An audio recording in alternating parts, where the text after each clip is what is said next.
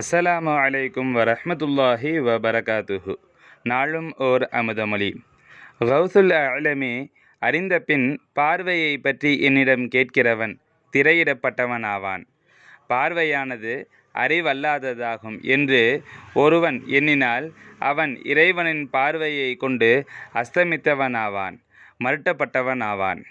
விளக்கம்: என்னை அறிவினால் அறிந்த பின் என்னை பார்க்க வேண்டும் என கேட்பவன் விளக்கமறியாது மறைக்கப்பட்டவனாவான். அறிவை கொண்டு இறைவனை பார்க்கும் பார்வை அல்ல என ஒருவன் நினைத்தால் அவனுக்கு இறைவனை எவ்வகையிலும் கண்டுகொள்ள முடியாது.